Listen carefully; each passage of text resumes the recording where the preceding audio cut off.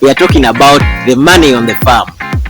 Not the money I'm getting, but the money the farm is getting. Wait. What are we saying? Money isn't everything. Of course, money isn't everything, but money is in everything.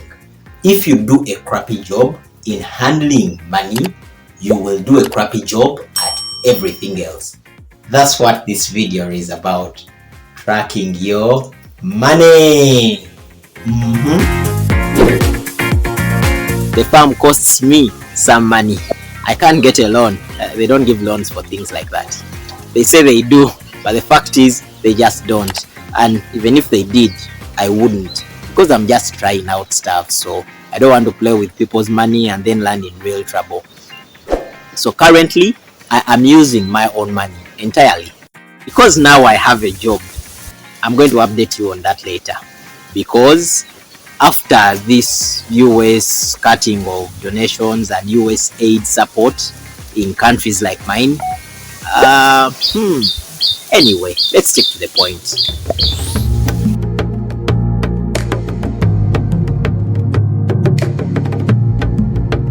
Then I didn't even have any form of earning.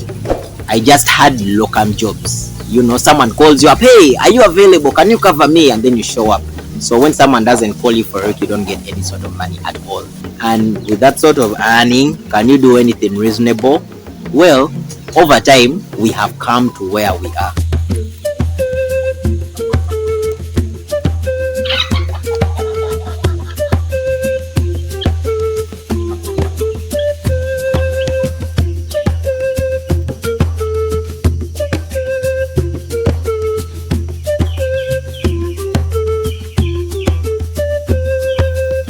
Yes, I am shocked to see what I'm seeing, because I know the actual story.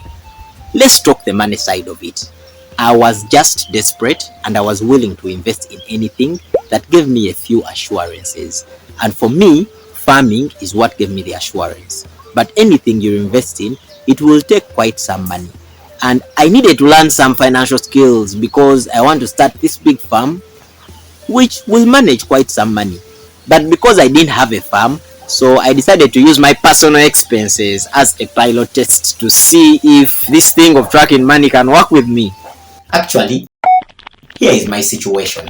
I'm crossing the mid-20s and I'm done with school, have my license, and I've left home, but hoping to get a job and start enjoying my life. However, several months down the road, I have no job. And now COVID has come. Yes, I'm a medical doctor. That should be an opportunity. But like you already know from the previous videos, it's not. We have waited now 8 months and counting, and we have no communication on why we don't have our graduation certificates and when we expect them to come. I have failed to get a job, and there is no hope of getting one anytime soon. So I only have some little money left from my savings, but I don't know how long it can sustain me.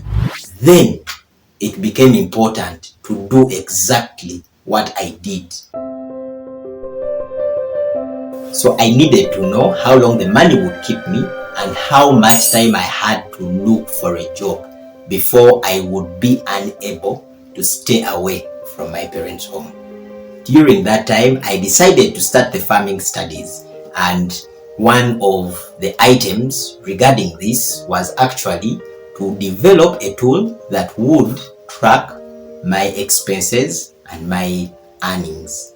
So just having a look at my personal trends for the expenses of 2020, what is in black is the total cost that I spent. Remember, I'm not supposed to exceed 1 million. So the earlier part of the year, from June when I started to about September, I was spending less than 1 million. But then after that, I shot above 1 million.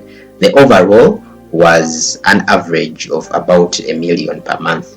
So I hit the target overall. But looking into the nitty-gritty, you notice that I had 3 big expenses. You can see them from here. One is family and friends, and then rent, and also what's in blue.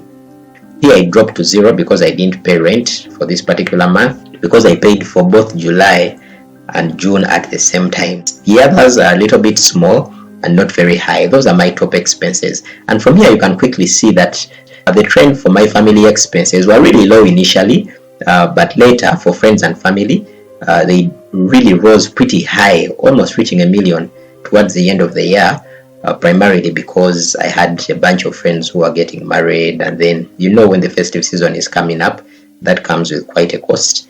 So that is inevitable. It wasn't mismanagement of money. I wouldn't have any problem with it. And overall, I never really overshot. This is exactly the same as what we've been looking at. Now, I know the figures can be confusing for some people, and so if you like a bit of colors, you could place this into a chart, and it's really very easy to do. Guys, just ignore the Roman section. I don't even know where those figures came from. I was recovering from a damn heartbreak that happened just before the COVID outbreak, and just don't remind me that crap. I should have just whitewashed that part.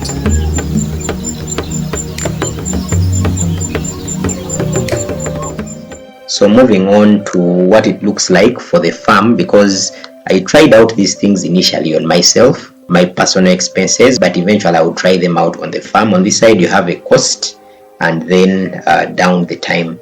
So in 2020 I did pay land, and that was quite a big cost. In 2021 I also made quite a cost, but then in 2022 I did not do as much. But when 2023 reached, I picked up a little bit and also spent some money, and so that's the trend of the expenses. Now maybe to look into detail where exactly this money was going to, you can realize my big three expenses. One in red was land, and that was in 2020. You realize at this point construction was really tiny. Then in 2021 I did construct the farmhouse, and so you can see that I spent some money. I kept spending money on land throughout the whole time, because from one of the videos right down there in the video description that I had land wrangles. Then in 2022 I took a break to try and process. So realize in the earlier years I would only do one thing per year, but then when I picked up a bit of confidence and experience, now I started doing more activities more frequently, and involving less costs, because now I was more financially empowered. So in 2023 I did spend some little money on land, but at the same time I did spend a little bit on construction, and the same thing applies to 2024. So the third cost that you see right there in blue is on labor, and maybe we can look at this in the next graph. So for the labor, you can see that in 2020 I wasn't really spending much, but beginning from 2022, when I constructed the farmhouse, my expenses just begin going up a little bit on labor. And specifically, there were two things in labor. One was the people that I employ to pay, but then the other was when I spend on myself to go and supervise the farm. So you realize that the expenses that I spend on myself to supervise the farm are not really increasing, but what I spend on actually people doing work on the farm seems to be going up, because of course there is now more activity and more responsibility on the farm. Thank you for sticking with me. I think if you haven't, now is the time to subscribe. You'll actually be surprised at how simple it is for me to capture these details.